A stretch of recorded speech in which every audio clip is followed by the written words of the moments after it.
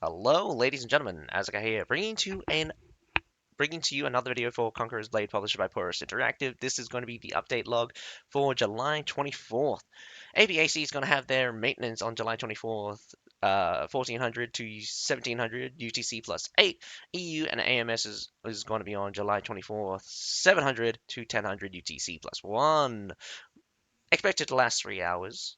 Could go longer or shorter, depending, but expect it to be at least 3 hours. Bronze coins times 8,300 honor and 15 unit medals as compensation. We also have the Doctrine Dash coming back. So, Doctrine challenges are Doctrine Dash are coming back. Apparently, there is more rewards this time because it's the 6th anniversary of Conqueror's Blade.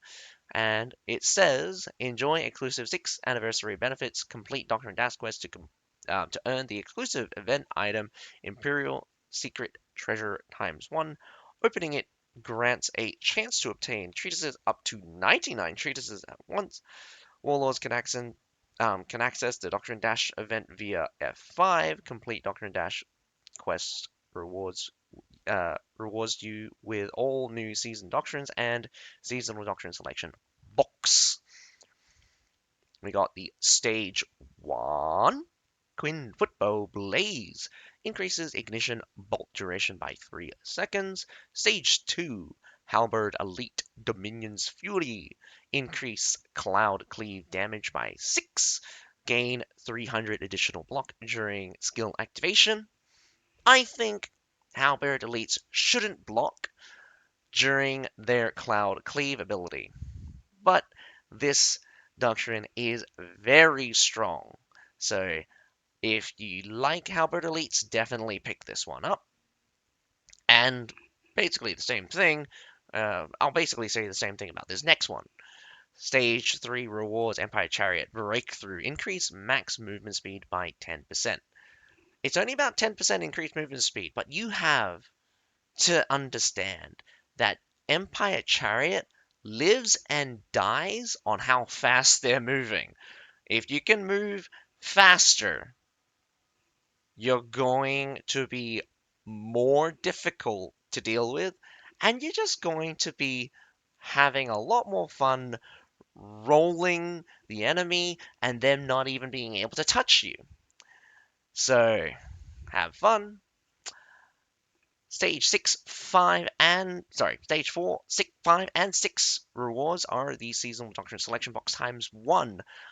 Honestly, I don't think they give you enough. To me, I feel like they need to give you increasing amounts of doctrine selection boxes at this rate, or at least more than just 3. I think this, I think the stage 4, 5, and 6 should give 3. Honestly, I think it should give 3 boxes, or it should be 3, 2, 1. That way, I think it should be the best way. But anyway, up to 30 challenge quests can be completed. Unlock 1 stage reward for each 5 quests completed. Doctrine Dash has 20 challenge quests. Warlords with premium accounts can unlock 10 additional challenge quests. Warlords can not use sovereigns to skip the Doctrine Dash quest. Doctrine Dash quest available is between July 24th after maintenance and August 7th before maintenance. So you got 2 weeks. Reward claim period is July 24th after maintenance to August 10th to at 2400. New doctrines added to the seasonal doctrine selection box. Sealer Guard repelling Vanguard. Shield through stun target unit for 3 seconds. Tiger Fist Swift Stance might reduce Mighty Slaps cooldown by 7 seconds. Harang's Wind Walker reduce Wind Step cooldown by 5 seconds. Gives you a nice picture, and I'm guessing that is the icon for the Imperial Secret Treasure.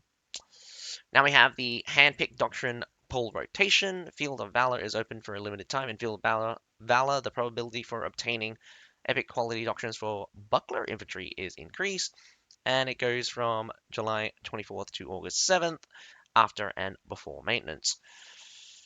Attire chest rotation. So we're going to get the Moonlit Twinkling, Gilded Scales, and the Lion's Flame. So that is the Chain Darts legendary, the Musket legendary, and the Maul legendary. So those attire chests are coming. Oh, and as it says here, the Moonfrost for the Chain Dart and Scimitar, the Snake's Fortune for the Musket attire, and the legendary Maul is the Flame of the Nemean Lion. Honestly, I think the Moonfrost does look the best. It's a little bit too much white. If it was a little bit more blue, or the effect was a bit more transparent, I have no idea. Like when I get hit by the Moonfrost, it really covers up the screen, and that's the same with the Snake's Fortune. Um, I don't like the fire effects honestly for them all. They could have gone harder for with the lion. I think if they did something similar that they've done with the current Pike legendary skin, which uh, gave you a way better graphic of the lion, I think that would have been much better for this Nemean lion thing. But I mean, sorry, they did a tiger, and you know what I mean. You know what I mean. Mm. All right, so we have system adjustments and optimization. So basic system character creation to provide new warlords with a more immersive game experience at an early stage. The character creation process will be streamlined on certain servers after the maintenance. Full customization will be open once character reach level 10. Upon completing the tutorial, the warlord will receive an appearance reset item, allowing free adjustments to facial features, skin tones, and more. These are the available servers, so yeah. I'm not going to try saying all those names because I'm pretty sure I'm going to butcher this Korean name and this name. I'm not sure where its origins is from. We also have the system UI optimized entry button on certain interface and added mouse hover description, improved the unit's deployment interface at supply points, and added additional prompts for currently deployed units. Interesting. I wonder what that means. Additional prompts for currently deployed units. Optimize pre-battle units deployment interface. Mouse hover is now supported for viewing detailed units and artillery information. Interesting. So I'm guessing when it mouse hover units deployment interface, it could be stuff to do with doctrines. Let's say doctrines for the units, and artillery information is the damage and stuff. Probably, my guess. Added rules explanation to the barracks technology and F5 season challenge interface via accessible via the rules button in the lower right corner. All right, not sure what this rules explanation is. Territory wars, strategist mode adjustment based on feedback, blah blah blah blah blah. Strategist rights will once again be available to Alliance leaders who are not part of a command house. We will continue to optimize territory wars. Thanks for your valuable suggestions and feedback. Hmm. Based on feedback from Warlord after this maintenance, strategist rights will once again be available to Alliance leaders who are not part of a command house. All right. So, if I understand this properly, it means it means that you can spectate or well be put in like the observer mode, I believe, without having to enter battle and stuff for fiefs where the house that has declared is not your own, but it is part of your alliance, kind of thing. And again, this is a little bit obscure, but alliance leaders could infer to a set of levels of ranks, and this could be to either the main house of the alliance or all of the houses of the alliance. There's only three houses in the alliance, so I mean, like, it would be, I think it would be to all of them, but just saying. It probably will. Anyone above noble, probably. That's besides the point.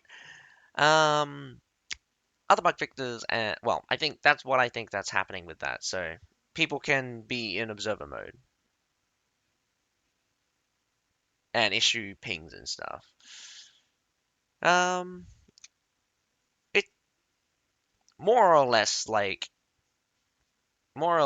unimportant because realistically, why do you have your strategists coming from different houses when the house should have its own strategist? I just think it's really funny that like a random alliance, uh, of, well, I mean not random, but like you think about the structure. You got three houses and all of your strategists are in one house or something, and then you have like soldier houses that just filled with people that don't have their own leaders and stuff. So you have this one house that just spectates constantly, kind of thing. Anyway, the bug fixes and optimizations fixed an issue where the Pike's rune uh, Cronus Authority, Kronos, I think it's supposed to be Kronos Authority. I think that does say Cronus Authority. I'm just reading it wrong. Would reset the cooldown of Green Dragon when defeating a hero without using Green Dragon. Interesting. Fix an issue where Dumez Aquisia suppressing fire did not fire the correct number of shots. Very interesting. Fix an issue where the house quest horsepower 1 did not properly count towards house member progress. Fix an issue where the season drop down option was not fully displayed in the ranked battles leadership interface. Fixed an issue in Warrior Showdown where the defending side would see an incorrect prompt when the attacking side failed due to insufficient participants. Fixed an issue where unlocked units could not correctly pre sorry, fixed an issue where unlocked units could not correctly preview unit attire. All right, that's an interesting one. I don't think I ran into that issue. I've run into an issue where if you have multiple of the same unit and they have different attires, if you try to select them, it wouldn't refresh the preview. So I think that might be the issue here, but I could be wrong. Optimize the display for Lions Roar crew in the U unit interface. I wonder what that means. Remove the reset the unit status function and related NPCs from the unit training map. What? Why would they remove that one? Why would they remove the reset the unit status? That's weird. That's a really useful one if you want to just constantly if you want to just use the same unit. So why would you remove that? I hope they didn't remove. I hope I'm reading into this wrong, and they're not actually removing that function. Fix an issue where increased shield maiden head count cause skill command to fail for some units. I'm surprised that this finally got fixed. I mean, like, I'm pretty sure each PT, I'm pretty sure I've complained about this on the PTR before it was released, and it's still released bugged, which was hilarious. Fixed an issue where increased Samashi and Stalwart's headcount caused skill commands to fail for some soldiers. This is with Bastion Advance. Again, like these are skill formation things, which doesn't accommodate for the soldiers. Um, but still, like I could have sworn I reported these as bugs, and they're only just fixing it now, which is really annoying. Fixed an issue where Halberd Elites equipped with Epic Polearm Doctrine 3 did not display the charge skill in the unit's interface. Yeah, I expected something like that to happen. fix an issue because like I equipped. Yeah, I'm pretty sure. I'm pretty sure I expected something like that to happen because I equipped the charge doctrine on the PTR and it didn't show up, but I didn't think too much about it. Fixed an issue where Sunward's Phalanx equipped with the Sunward's Phalanx Overwhelm did not display the Divine Gaze skill in the unit interface. Okay, that's fine. And that is all for this week. Very short update, some important things, but let me know. It's been, how to say, 10 days since the release of Tier 5, and I can't say it feels like it's getting any better. I know people are adapting, I know people are getting used to it, but I don't like the chariot very much in terms of how it has been affecting gameplay. It's definitely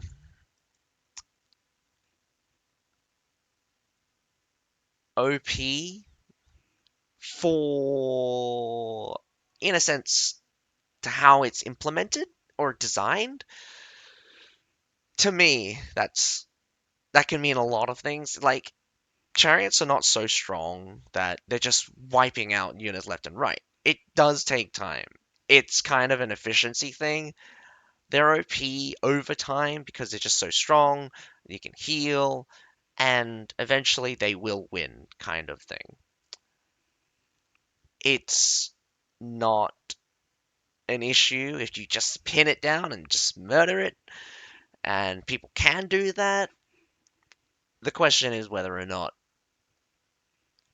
it's more common for that to happen than the other uh, scenario. But I just want to kind of express my disappointment with the continued um, presence of Empire's chariots. I feel like a lot of things could always be implemented better, could always have better balance, but whether or not it is fun is just the main thing for me right now. Maybe my ideas are not fun and they'll make the gameplay worse, but I'm not feeling the Empire Chariot when I'm facing them, but I'm definitely feeling it when I'm using it. But whether or not because that just well, whether or not it's just because Empire Chariot just feels really strong to use, and when you're up against someone who's directly countering you, it's kind of a bit frustrating. But when they're not, you just kind of roll through them like it's nothing. And I get that power fantasy. Like there's no doubt that like that power fantasy is there because otherwise I wouldn't be using it at this point. Actually, no. I'm using it mostly because it is the seasonal units. I'm still using the Quinn's footbow, and that is frustrating as hell in tier 5, but um, it's not as bad as I expected it to be. Oh, sorry, and definitely not as good as I was hoping it would be. But besides all of that, I hope you guys enjoy the game. I hope you guys are enjoying the game. And tell me what you think after 10 days of Empire Chariots. Do you think do you think Empire Chariots was a good addition to the game? Well, other than that, my name's Asuka. Have a nice day. Bye for now.